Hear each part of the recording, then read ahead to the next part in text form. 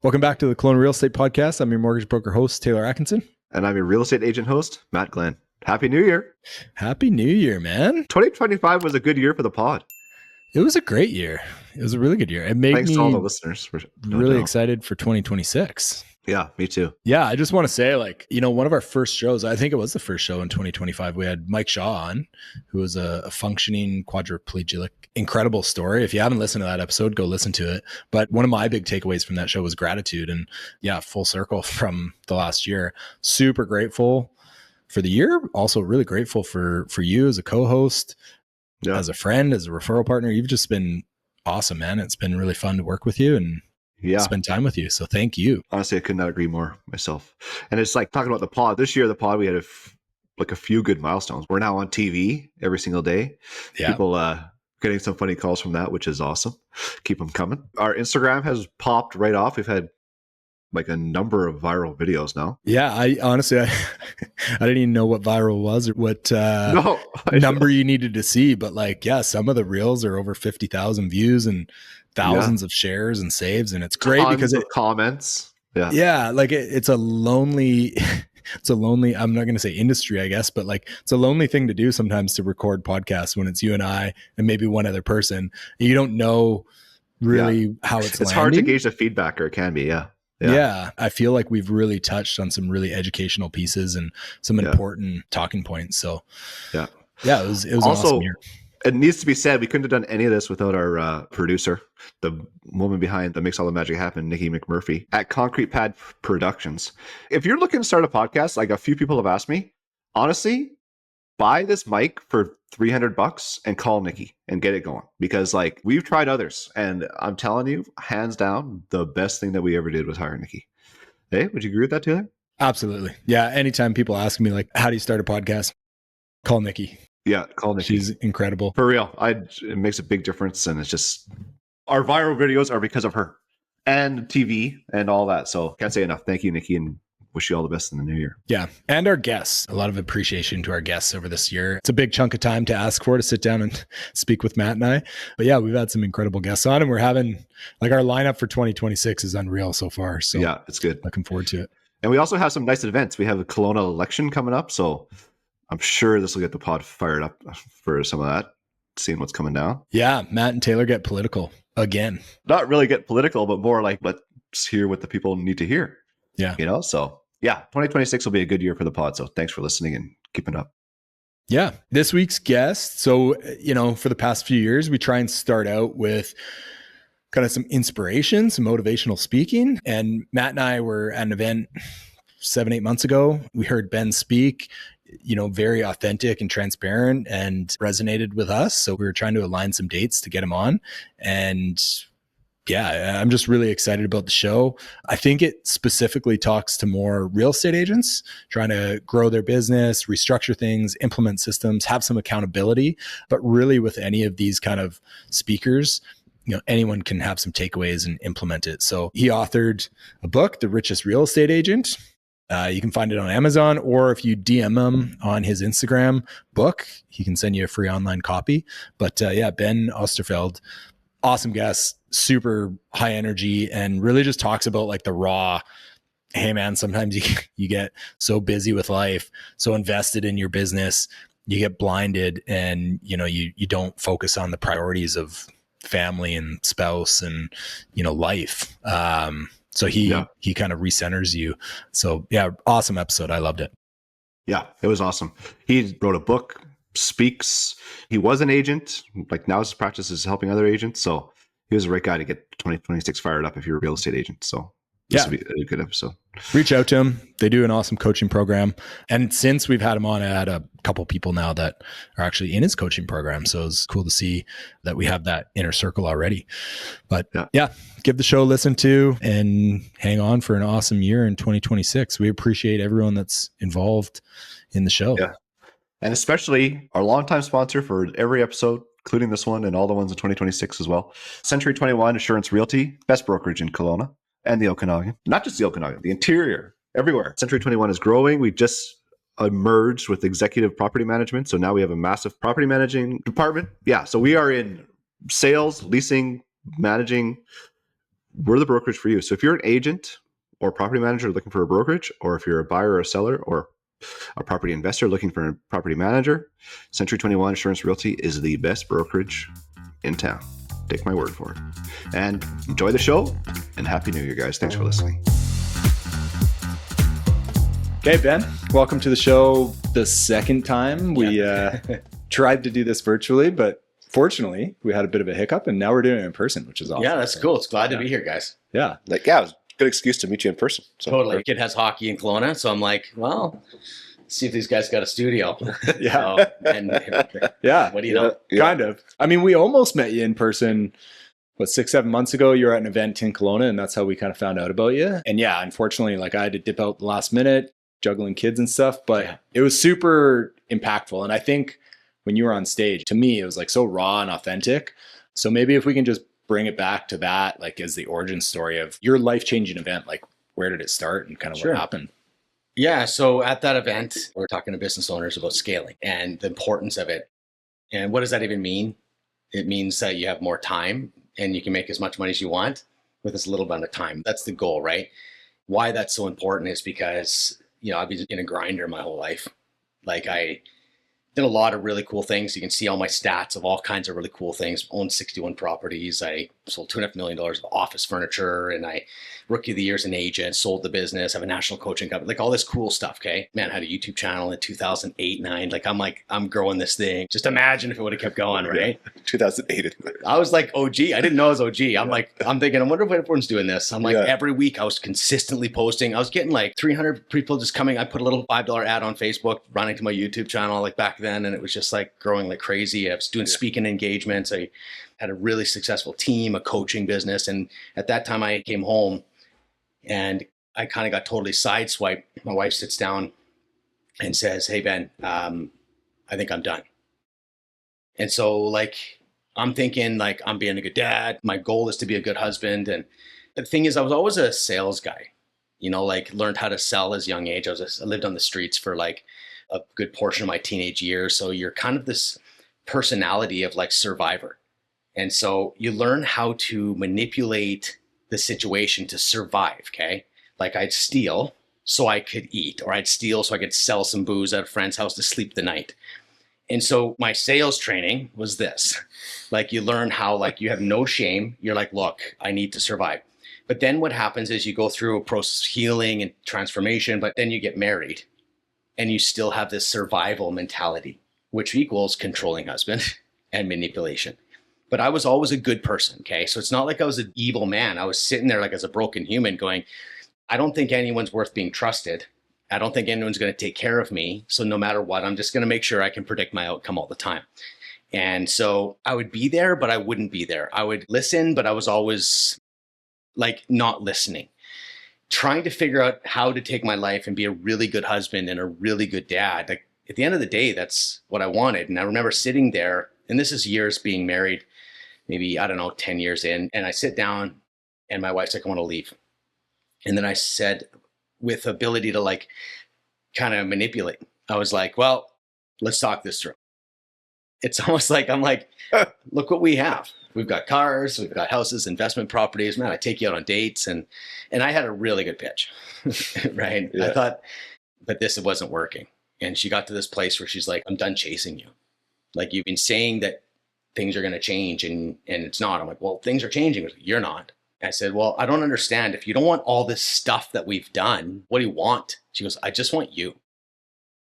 And that was a really hard thing to hear because I realized I wasn't enough. And so why would you just want me? Like I'm me. And just screwed with my head. And I realized, wow, I really fucked up. He said that over and over again. And I realized, holy shit, this is real. This is it. I fucked it up. And I laid on the floor and I just cried. And I kind of had a remembrance or a vision, me leaving the rehab center after I spent a year. And I had two simple goals. One, I'd love to get a wife that's really just loves me. And I'd love to have kids that would just come to the door and say, Daddy. And I remember seeing that and went, man, I fucked up. I have it. Instead of all this other stuff I'm building, I'm thinking they need all these things to add value, always adding value. Like when you're doing any business, right? You got to always add value. And it's like, I was doing that with my family, but they're not a business. And so anyways, long story short, I realized that I had been playing the game of life as if I was in overtime. I'm an Edmonton Oilers fan. And so I remember Draisaitl in the playoffs one year hit a high ankle sprain and he was trying to play, but it was the playoffs. You can't stop. Like, I don't care if your leg's broken. Like, guys got busted spleens. They're bleeding. Doesn't matter. We're hitting the ice. That's how I took my life. I played as if it was overtime every day. So hard. And I grew and I dominated. And the problem was I realized, oh my goodness, I have already won the game. I won the game. And I'm playing in overtime and that's wrecking everything. And so I had this huge realization. I think Renee would say, that's the first time Ben really, truly hurt me. And I committed my life at that point to working on my relationship, working on myself. I saw a huge different view of myself. I started approaching life that I've already won because I had everything I needed. And it's like I'd already won. So I had to really look at what I wanted. And I started digging into what I really wanted. And I had already got what I wanted. So everything's bonus. When you meet a guy that's not chasing anything, it sure is different when you meet a guy chasing something. And so I now know what that means. So we've had a lot of personal work. Renee and I have worked really hard in our relationship. And just the other day we were speaking and we're still together. We just did a workshop together on how to stay married as real estate agents and not get a divorce. Like, how do you become a top agent without getting a divorce? And we were talking together and asked her in front of everyone. I said, hey, out of 1 to 10, how are we doing? It's a scary question, by the way. You should try it. But she said we were 9 out of 10. And I'm like, that's a freaking good score, man. And so, yeah, Renee and I definitely come a long ways. But that's the biggest thing that shifted me, like shifted everything. The way we coach real estate agents, the way we do everything is now about how do we build a business that serves my life? Like we get taught in business is that we fit our life into our business. And I'm like, that's so wrong. I did that and it didn't work. Like my family got the leftovers. I got the leftovers. And so now it's about building a life by design for sure and a business by design. And so how do you stay like accountable? Because I'm sure there's lots of people that have come to a point where they're at these crossroads and they're like, man, I need to make a decision. I got to make things better. I need to choose this right road. And they can do it for a couple months, maybe a couple years. But like at some point you're on that roller coaster, you're complacent, you start making bad decisions again. Like how do you keep accountable and like how do you coach your students that way? We do something called Set Your Compass. And it's a real deep dive. Like even some of these top agents come and coach with us. Like within the first month, we have to do this session called Set Your Compass because everyone comes in with financial goals. Like you have ambitions. And so what we need to do is go, what do you really want? It's just a really important question. If we don't have a compass, I think you will steer. I don't need accountability to not stay on the straight and narrow anymore. Like it's not like I don't understand the question. I'm like, accountability, what do you mean? I know what I want. Like you say you want to be married. You say you want this. You say you want this. Your actions will speak. I really do want to be married. And I really do want to have kids that are into me. And so what we do is we kind of go through a process of like, one of the best things my mentor actually showed me, Phil McKernan was my mentor, and he came up with this very simple thing. And I asked him if I could use it. And he says, take it. Because what are the 5 happiest days of your life? And it's a really interesting question. The 5 happiest days of your life. So we do this to every single coaching client that comes in. And it's always the same. So we'll cut down to the results here. First of all, people you love, okay? Always on the list. Travel, always on the list. Overcoming something hard, always on the list. Watching someone overcome something hard, on the list. And so what's very interesting is never money, 0. The only time it's money is I bought my first house, so that's a big accomplishment. So if you set a goal that's bigger than yourself, you can get a happiest day at the end. Okay? Like that's pretty cool. But it's people, travel, and there's just something about overcoming challenge. Yeah. So you mix adventure, challenge, and the right people. So now we look at life design. So I think we don't ask ourselves what we want. We can go deeper into another time, but that's the 5 happiest days is a big deal. And then we really connect the dots on when I say, imagine that you've had all your goals meet, okay? All your goals are met. How do you feel? What's your day like? Because first we play them, we set them up. We're like, what's your financial goals? They're like, oh, make $500,000 or make $1 million. Okay, amazing. What happens when you hit it? Just imagine. Just imagine. No, the same answers, pretty much the same answers. I would feel less worry. I would feel. They're trying to solve an emotional issue with more money. Yeah. And it doesn't work. We break that apart. So when we're thinking about how we stay on the straight and narrow and like, how do we really stay focused? Well, I think we're swerving left and right from these things because maybe there's something inside you that's unsatisfied. You're not clear of what you actually want. I just know I want to be married. I want my kids. Like, I want to travel. Like, these are rules, man. I travel everywhere. I was Serbia. I just got back from Serbia. Why? I don't know. I want to go do some filming. Like, I don't know.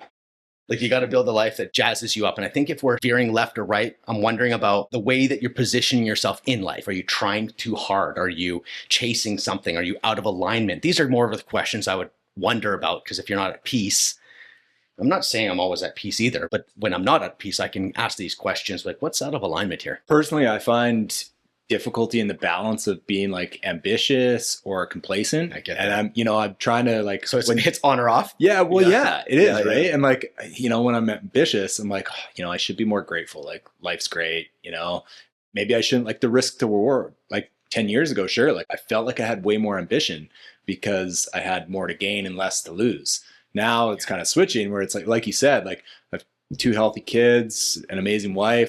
Really, this is everything that I was trying to build for so many years and risking it. And now that you're there, I'm like, well, I also don't want to be complacent. So it's just up and down. It's so cyclical for me, Yeah, totally. You say a couple things. Can I shoot straight with you? Yeah. So you said I should be, right? I should be this or I should be that. I think that's bullshit.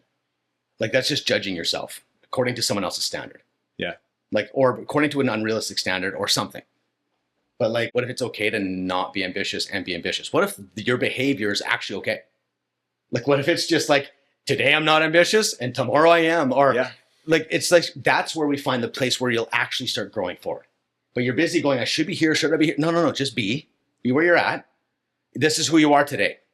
So one of the greatest things that changed my total life, like talking anger, all this stuff, is that like I work so hard on personal growth. Like, I'm an A type, right? Like, I'm like, you give me something, I'm going to crush it and win it and go to the top. Like, that's just, so I looked at personal growth that way. I'm like, I'm going to crush this. I'm going to crush personal growth. I'm going to learn everything. So I know a lot, right? Like, I can help a lot of people. But the thing is though, I got to a point where I just kept getting worse. Like, every time I got new awareness, like, oh, okay, positivity, got to work on that. And it's like, oh, be present in the moment. Like, it was like 75 bags of judgment, because it was like, I got to do all these fucking things.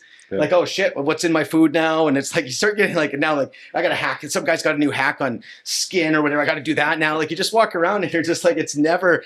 And the personal growth, is it like, oh, is it unresentful? Is it forgiveness? Like, and I did it for years. So I've learned a lot. I've healed myself. But the biggest enlightened moment was I went, I'm never going to fix me. I'm unfixable.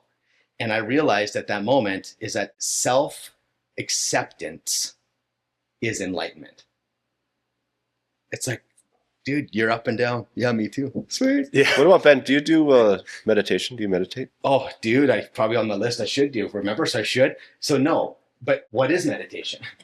When I'm driving in my car, so ADD, dyslexic, and a lot of energy, like sitting there. So I get the rule book, man. It probably is good for me, right? It's one of those things I could add to the list, like meditation. Like, dude, I think I gotta live my path.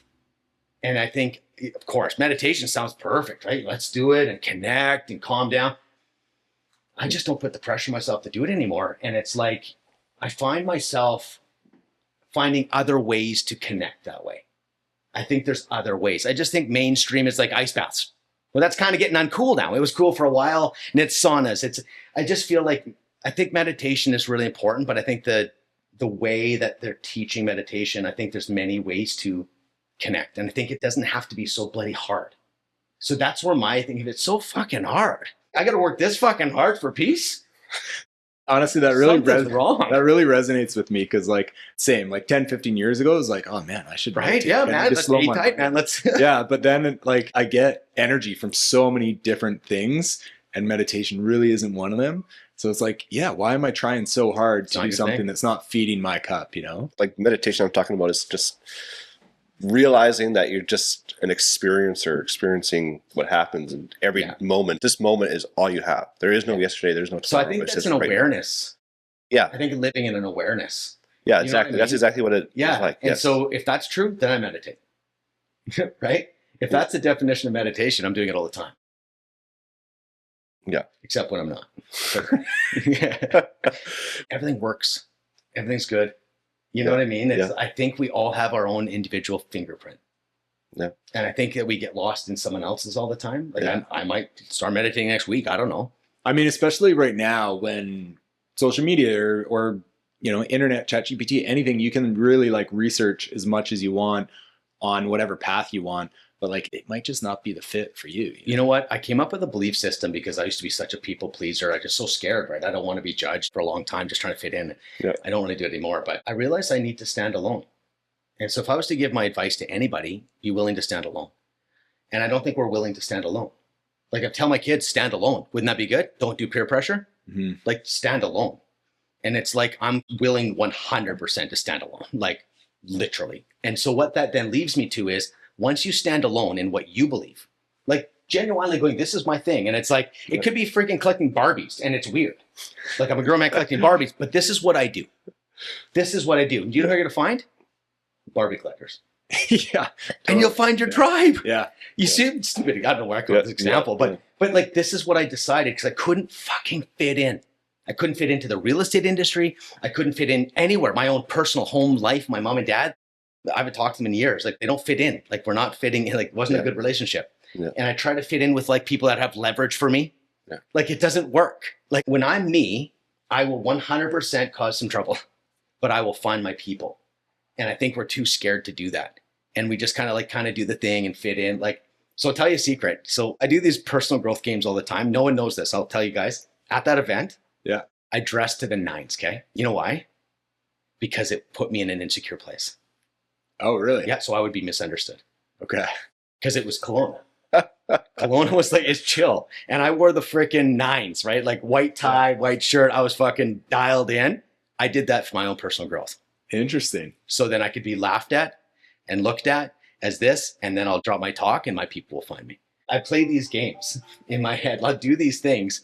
Like one time I did a talk on a yacht, okay? There's like 50 people. The owner of EXP was there. So the founder, it was an EXP event, right? I'm not associated with any brokerage, but I was invited to be the keynote. And I thought, so there's some players on this one. Like he's a billionaire. He built the whole thing, right? And it's the whole team. And that's not the biggest motivator, but you could have been. But I thought, you know what I'm going to do is I want to do a lesson on standing out and standing alone and stuff. So I bought the craziest shoes online, never worn them ever again. Like we're talking like velvet black with spikes on the toes. Like I must have looked like the biggest friggin' pimp douchebag. So I'm wearing a normal suit, right? Like whatever, shirt. And I'm wearing these shoes and I don't say nothing. I'm letting people judge me because I want to feel the feeling of being judged and still win. I want to feel that feeling and get so used to it. Just like drinking, like these guys could get bit by a snake, but they've had enough of that venom that they can, maybe another dumb example, maybe, but it feels like that. I'm like, bite the snake, go ahead, dude. You can't touch me. This is dominating. Like it feels like I'm just going to be me. And I just know that's the secret to life is I'm going to be who I'm designed to be. So I put these shoes on and during my talk, I waited till the right moment and I pull off the shoe and I said, let me ask you guys, how many of you guys judge me for the shoe?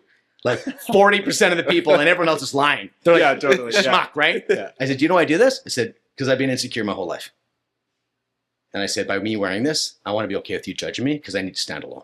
I need to believe in what I believe. And I just kind of like used it as an example. But I literally did it as like walking around. I felt I've never wear those shoes again. They're the dumbest things ever. But it was just, I do these things to strengthen my own confidence in my character. I would do it and not tell anybody. Like I have a dream of showing up and be a keynote speaker, but dress as a homeless man for the whole like first hour or two before my time to talk and just like let everyone judge me.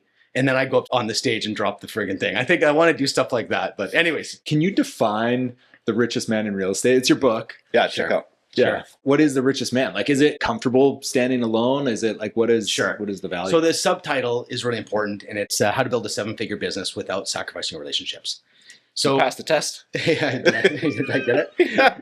Nailed it. So the richest real estate agent is someone with freedom. Like the richest real estate agent, someone that can go home at night and their business is still operating. Not many. Yeah. That's real. Yeah. You can go on holidays and your business grows. Like you can take a month off. Like this is what the goal all agents wanted. When they got their license, they weren't sitting there going, I'm going to be rich. They said, I'm going to do what I want when I want. Yeah. And it's not to sit and drink freaking mojitos on the beach. That's a dumb dream. Like, you know how boring that would be? Yeah. Like agents are going to be like, oh yeah, I can finally sit on the beach for 100 years. That sounds terrible. Like, I don't know what this wealth management, like you can sit on the beach. That's our goal. Like, no, I want to work 40 hours a friggin' day if I can, but doing shit I want to do. And I want to stop when I want to stop. That's the goal. So the richest guy has freedom. And I believe the richest guy has a deep connection with their wife, kids, clients. Connection with their clients for real. Because when I say relationships, build a 7-figure business without sacrificing your relationships, I'm not just talking family. How many past clients are getting ignored? So it goes all the way through. Like if you don't have the ability to have an assistant, someone on your team implementing ideas because you're busy, someone to take care of like all the stuff you don't want to do. And all you do is build relationships with your clients, do the fun part of the job and manage and lead a team. Then you go home at night and you connect with your family. That's rich. Yeah. I find especially in the last couple of years when things have been a bit slow, anyone in the real estate industry is so driven to like find new business, right? It's all sales. Where's the sales funnel? How do I get more leads? But like there's so much in your existing database and it's not about, you know, providing that sale, like that income, just like the touch base, the value add and like. But it's almost like you had a best friend, but he was kind of helping you out. Say he's like a web developer and you're always hanging out with him or whatever. And then it's like, I don't need the web development anymore, but we're not hanging out as much. Yeah. And then later you need him again. Like, dude, want to hang out? Like you're a schmuck. Totally. You're a schmuck, dude. Oh, I need referrals. Ah! I think we forget it's a lot like investing in money. If we were back at 20 years old and we put a little bit of money every month away into the S&P 500, holy shit, right? We'd have millions of dollars, but it never feels that way through. Because it's not exciting, right? Yeah. $1,000. Oh, now it's $2,000. So what it is very short-sighted. And I think it's the industry has the problem. These new guys come into the industry and they're like, hey, let's go make money. And every single coach out there is a sales coach. Not one business coach. Zero. Like Tom Ferry, sales coach. Hey, let's get you listings. Richard Robbins, we're going to add value to get more listings. You got Brian Buffini, do your pop buys, right? And all of it's good, except when it works, it breaks. Yeah. And so this is the issue. So what happens is they don't actually think going, I should probably put some systems and I should get an assistant. Like if you started a restaurant, wouldn't you want to get a cook? Wouldn't you want to get like hire the people out? If you're going to do a bodybuilding, like a gym or whatever, you're probably going to want someone to work at the front desk. See, agents are like, I'm going to do it all myself. It's so broken.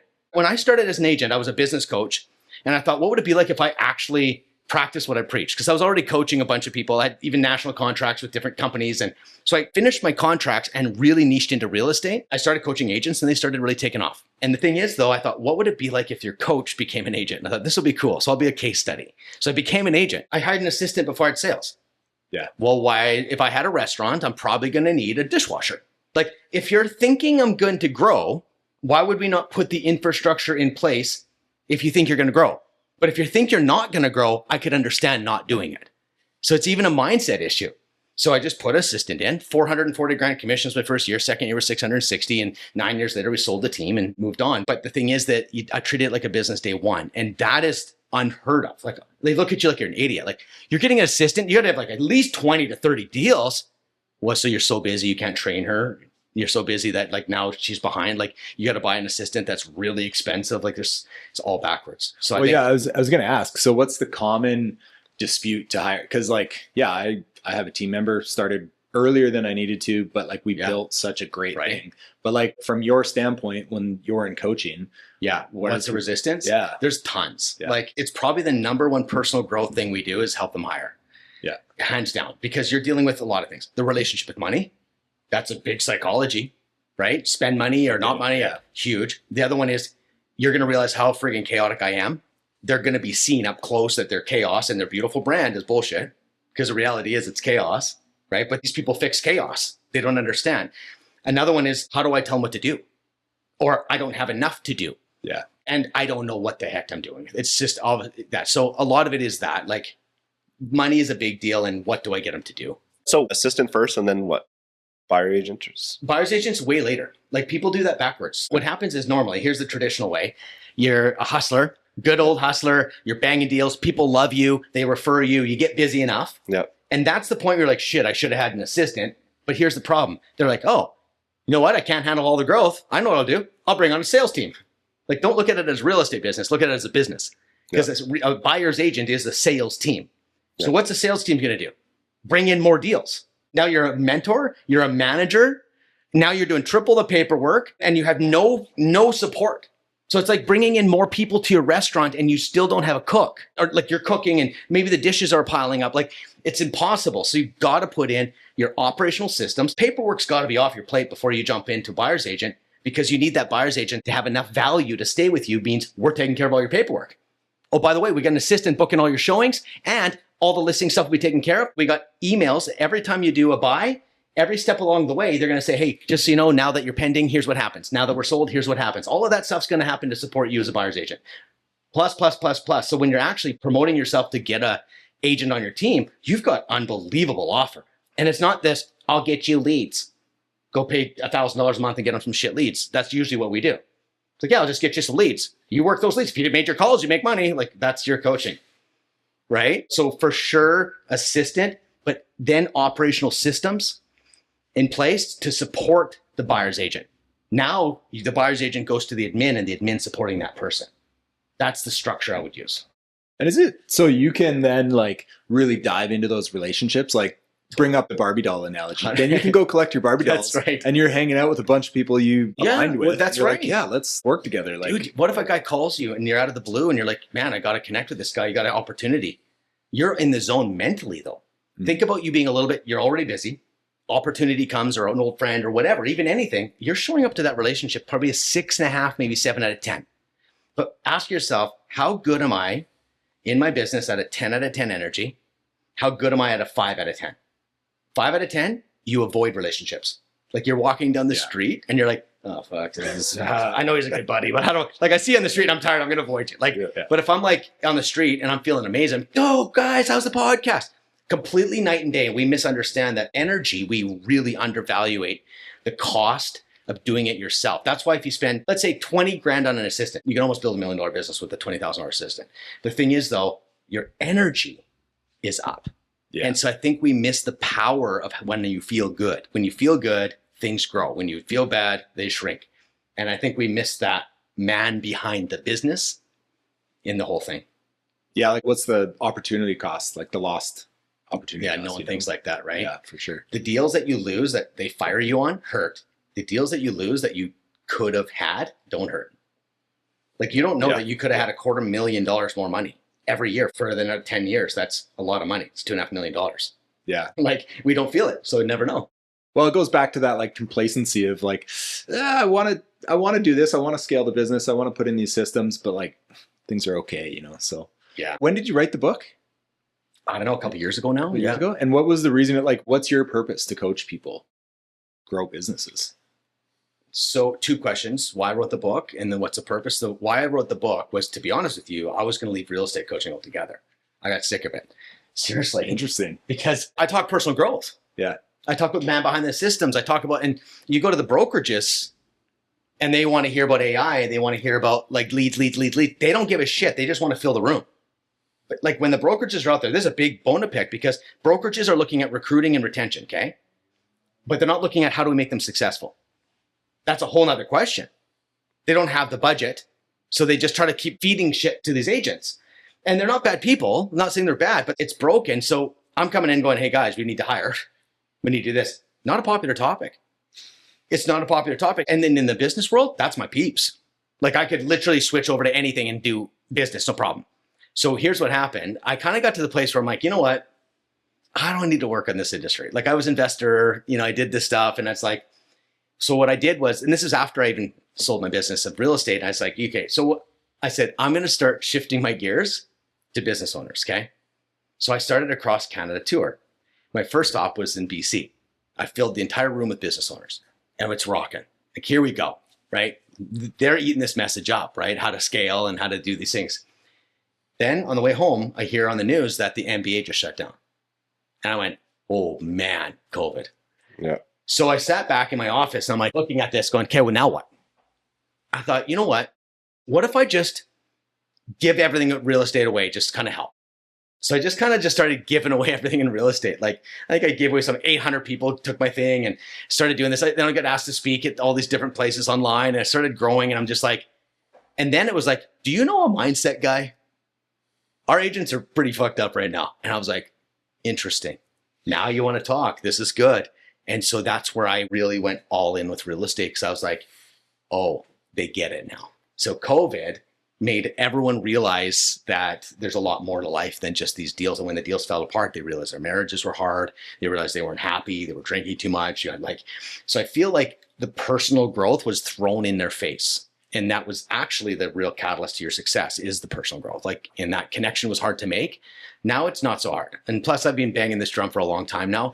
So I think it's gotten pretty loud and people get it. Because what I realized is I cannot sell to the industry. I can't be associated with any brokerage. I speak with all of them. We've got great relationships with all these brokerages and the boards and everything. But I have to stand alone. I got to talk this message. And what happens is my people show up. And what's happening is it's backwards. Because usually you go to the top and the broker just kind of introduce you. I'm going to the bottom. I'm just going to the people. And that's been what I did for years and years. So that's the long story. So I wrote the book. And when I went to my publisher before, I said, I want to write a book. So this was in the middle of me transitioning out of real estate in my mind. So I went to my publisher and we're talking to them. I said, I want to do this book, but I want to leave everything on the table and just do one last thing because I know so much about real estate. I want to just leave it in a book. So I gave him my entire manuscript and he says, okay. He says, it just feels like it's missing something, like life stuff. I'm like, well, yeah. And so he says, K-Ben, you've got two options here. You can make a personal growth business book, or you can make a real estate book, or I can try with our writing team to mold that together. And then you can merge it together, business, personal growth, and real estate. I said, let's do that. And so that's the book. Now it's like, I'm crazy proud of it. It's like people that read it, Where can you get it? Where is it available? Amazon. Yeah, just Amazon. Nice. Okay, how about this? Anyone that goes to my Instagram, so it's just Ben Oosterveld. Yeah. Send me a private message. So follow me, private message, free book. And I'll give a digital copy away. Nice. Anyone that does that. There you go. Yeah, thank you for that. For sure. I just want people to read it, genuinely. Yeah. It's definitely not what I'm looking to make my millions on. It's just, the message is really important for the right person. Yeah, and you could tell that like when you hear you speak, especially like when we're at that event, like your authenticity just comes across of like, I can help make people's lives better. If people do want to work with you, first step, get the book, read it, reach out to you, kind of like real high level. What does it look like to work with you? Yeah, so we really focus on the agent. Like we'll probably consider 150K, but most likely a 200K agent that comes into our world. These guys are people that are definitely focused on building a life. They definitely want to have freedom. Some guys come into our world and say, I want to make millions. And if that's their singular goal, we don't work with them because it's empty. We just know that that leads to nothing. That's not actually a goal. Like it's just not a goal. It's not the culture we want in our group. And so people that need systems, they're a bit chaotic. They've tried a bunch of shit. They have all the pieces, but they might just need the Lego set instructions. They've got all the pieces, but we come in and it's the Lego set instructions. It's like almost like the picture of the box. Like, what do I do next? So you do this, this, this, this, now do that. So what we do with our business is that we focus on, it's minimum 1 year. Most guys stay for years. And we start with 60-day sprints because psychologically, if I showed you everything you need to build, you're just gonna be overwhelmed. If I show you a skyscraper, of course you want a skyscraper, but do you know how long it takes to build the hole? Like 2 years in a hole before you even see anything. So if I just say, look at this, everyone's just go overwhelmed. So what we want to do is we bring them on and it's a 60-day sprint. So the 60-day sprint is every 60 days, they meet with a coach that's fully scaled the way we've done, okay?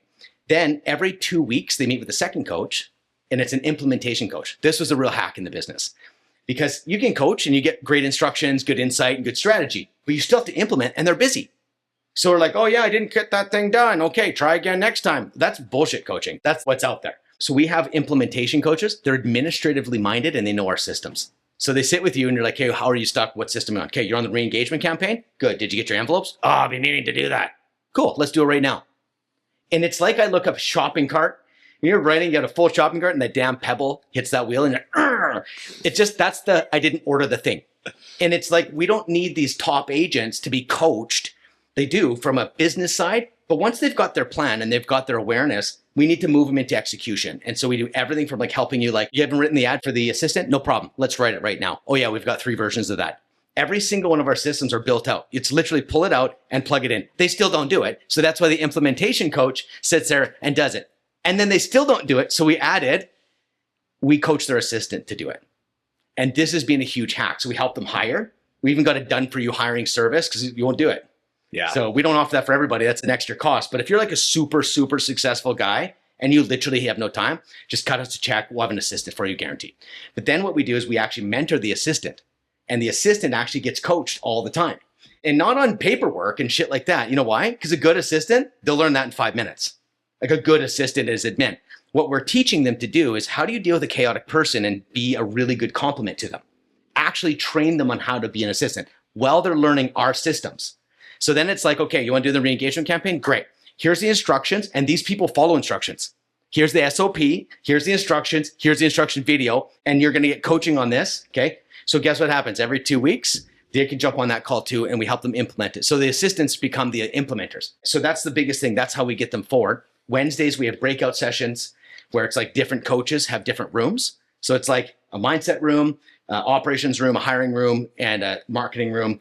And so they can go into the group coaching and then split up to where they need to go. And then I still do drop in once a month on Friday. I actually did it today. I spent 3 hours and guys just come and go and they can get access to me. So really put a lot of thought into how to actually execute and to create the actual agent that's scaled versus teach you, good luck, hopefully you follow our system. That's garbage. So Yeah. Man, the training the assistant, like implementing that is huge. So good. 'Cause I can see that's where the biggest breakdown is. People are probably like, yeah, I'll do it this weekend. And Never. But the cost of not doing it, Oh, yeah. right? Yeah. It's the cost of inaction. It's like, oh man, if I would have just put it in 6 months ago, we're talking hundreds and hundreds and hundreds of thousands of dollars lost every month that you just don't do one thing. Yeah. It's like, oh, I should have done that. Oh, I wish I would have done that. Should have called that client. They went somewhere else. That's $20,000. Like it's just so easy to lose money if you think of the cost of inaction, the cost of not doing it. Yeah. And like outside the compensation, just like having the service to the client that should be, standard. Yeah, and you keep your service high. Yeah. Like your assistant calls them, hey, how you doing? Hey, we got birthday cookies on their doorstep every single birthday on their doorstep. Oh man, I never get. Where are my cookies? See the reaction? Come on, man.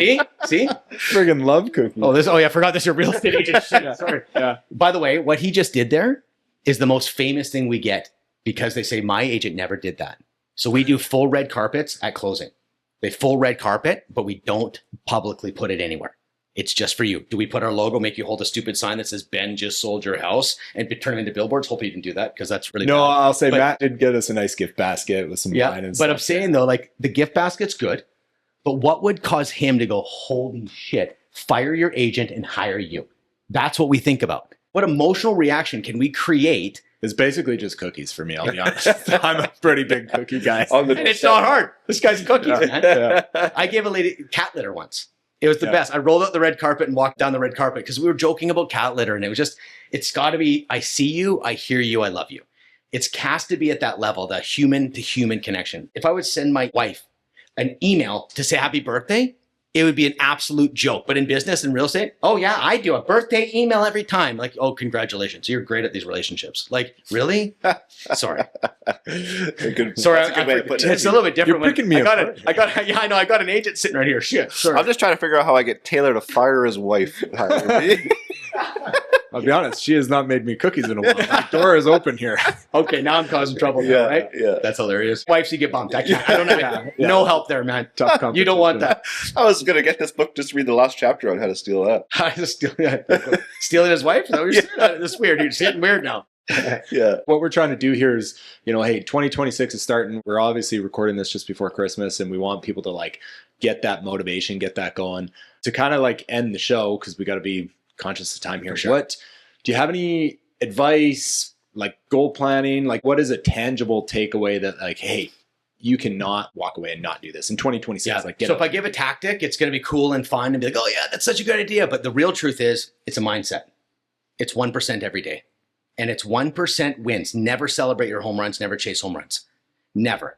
I've gotten home runs before, and I think I made it. And they're not home runs, and they're back to the grind. So in our world, we don't celebrate home runs. Like, it's great that you're making tons of money. That's great. I did the thing. I did the thing. I did the thing. I did the thing. 1% every day is 365%. It'll beat everybody. Oh, I like that. I think it's actually quite a bit more than 365% compound. If you're, wow, look at you should be a mortgage broker. Did we add an interest element to this? Like, did we add some kind of investment? Compounded semi-annual. Yeah. Add the cookies on. Done. Yeah.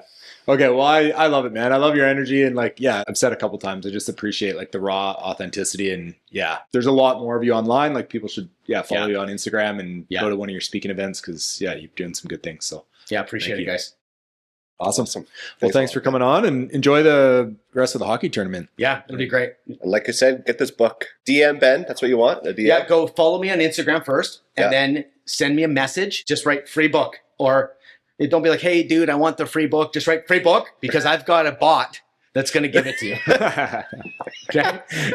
And if you want the hard copy, just get on Amazon. And we might shut it off, so you got to do it now. Yeah, good sales, seriously.